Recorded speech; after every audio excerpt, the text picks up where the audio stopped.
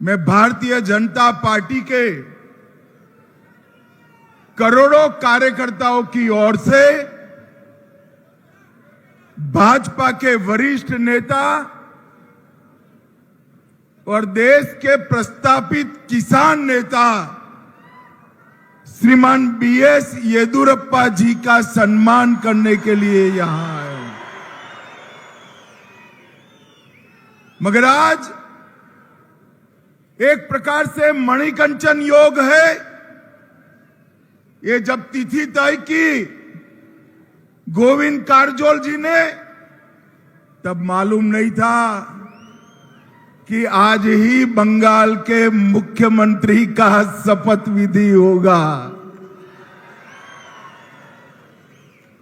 और आज एक ही दिन पर येदियुरप्पा जी के 50 वर्ष के लंबे सार्वजनिक जीवन के बाद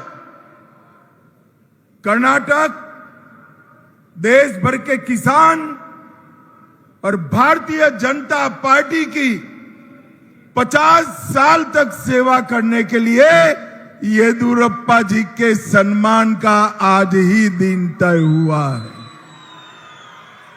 और आज हमारी विचारधारा के अनुयायियों के लिए भारत माता को आराध्य मानकर जीवन जीने वाले सभी देश के लोगों के लिए बहुत बड़ा दिन है कि जिस भूमि पर श्री अरविंद, श्री विवेकानंद जी, रामकृष्ण परमहंस और हमारी विचारधारा के पुरोधा श्यामा प्रसाद मुखर्जी का जन्म हुआ, वहीं आज भगवा लहराने का काम हुआ है। भाइयों बहनों, मैं स्वागत समिति के अध्यक्ष और सभी मेंबर्स को हृदयपूर्वक एक और बात के लिए अभिनंदन करना चाहता हूं। कर्नाटक मैं 2014 से आ रहा हूं। कई मंच मैंने पूजनीय संतों के साथ साझा किए हैं। येदियुरप्पा जी के व्यक्तित्व के कारण आके आज एक ऐसा मंच हमारे सामने है जहां सभी मत संप्रदाय के स्वामी जी है। और ये बात पूरे कर्नाटक के लिए, पूरे देश के लिए एक संदेश लेकर जाती है कि जो आप इस प्रकार का जीवन जीते हो तो मत, संप्रदाय और किस जाति के आप स्वामी जी हो, इस किस जाति के अनुयायी आपके फॉलोअर है, इसको देखे बगैर सभी लोग आज एक मंच पर एकत्रित आए हैं। ये भी बहुत बड़ी बात है। मैं आज सबके अलग अलग नाम लेने की जगह जिन्होंने कर्नाटक की पवित्र भूमि पर धर्म को पकड़ कर रखा है, धर्म के आधार पर समाज का हमेशा मार्गदर्शन किया है और यहां पर अनेक प्रकार की शिक्षा से लेकर, पोषण से लेकर अनेक सामाजिक प्रवृत्तियां भी ये महान स्वामी जियों के मठों से हुई है। वो सभी स्वामी जी को हम सब की ओर से प्रणाम कर कर इनके श्री चरणों में वंदन करता हूं। भाइयों बहनों, ये चित्रदुर्ग राजा मदकरी नायक की वीर भूमि। अभी कुछ दिन पहले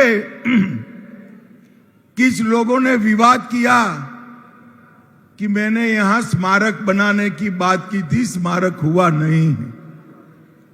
मगर मैंने विधानसभा चुनाव में की थी। सरकार तो कांग्रेस की बनी, मगर चिंता मत करिए, मोदी जी है ना, ये स्मारक हम जरूर बनाएंगे और यही भूमि पर बनाएंगे। इन्होंने राजा मतकरी नायक जी ने हैदर अली को हराया, भगाया और इस क्षेत्र को स्वतंत्र रखने में बहुत बड़ी भूमिका की।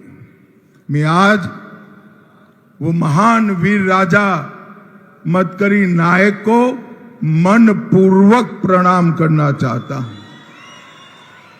मित्रों, देश भर में चित्रदुर्ग की एक कहानी सभी बच्चों को अपने पिता और दादा कहते हैं।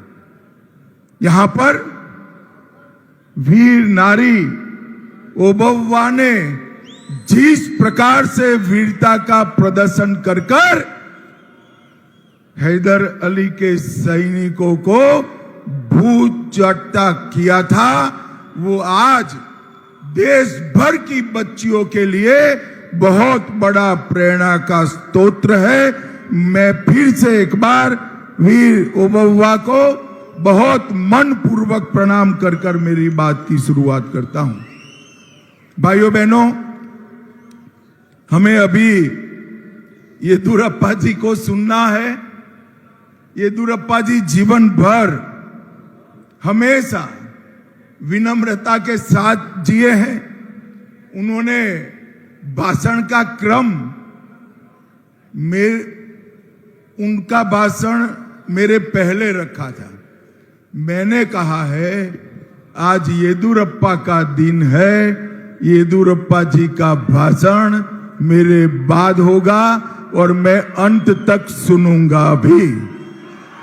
भाइयों बहनों, आज मैं ऐसे नेता का सार्वजनिक जीवन के 50 साल का अनुमोदना करने आया हूं, सम्मान करने आया हूं, जिसका पूरा जीवन आम लोगों के साथ। मगर जो राजनीति में युवा आना चाहते हैं उनको मैं जरूर कहूंगा कि येदियुरप्पा के 5 दशक के सार्वजनिक जीवन और सार्वजनिक जीवन में विशेषकर संघर्ष का जरूर अभ्यास करिए। येदियुरप्पा जितना संघर्षशील नेता शायद पूरे दक्षिण भारत में कोई भी नहीं है, ये सब ने स्वीकारना पड़ेगा। इन्होंने भारतीय जनता पार्टी के माध्यम से काम करते करते ही जन सेवा ही प्रभु सेवा है, ये मंत्र को चरितार्थ करा और किसान का कल्याण ही राष्ट्र का कल्याण है, इस सूत्र को भी चरितार्थ करने का काम श्री येदियुरप्पा जी ने किया है। एक चावल मिल के अंदर क्लर्क की नौकरी करने वाले व्यक्ति ने अपने यशस्वी जीवन में 4 बार कर्नाटक जैसे राज्य के मुख्यमंत्री बनने का सौभाग्य हासिल किया है। राजनीति में 2 प्रकार के नेता होते हैं। एक नेता होता है जो रास्ता बना है वो रास्ते पर चलकर अपनी मंजिल पूरी करे, और जो दूसरा नेता होता है जो कुछ कर जाते हैं वो होते हैं कि अपना रास्ता खुद बनाकर दूसरों के लिए रास्ता बनाने का काम करे। श्री येदियुरप्पा का जीवन इसी प्रकार का जीवन। एक साधारण युवक के रूप में शिकारीपुरा से जब उन्होंने यात्रा शुरू की, उनके पास कोई बैकग्राउंड, राजनीतिक बैकग्राउंड नहीं था। एक साधारण व्यक्ति नैतिकता के सहारे आइडियोलॉजी को आगे कर कर किस प्रकार से आगे बढ़ सकता है, उसका उदाहरण श्रीमान येदियुरप्पा है। उनकी इच्छा शक्ति, संघ के संस्कार, और राष्ट्र ही सर्वोपरि है, ये उनका विचार पूरा जीवन का ध्रुव वाक्य रहा। 83 में वो पहली बार शिकारीपुरा से विधायक बने।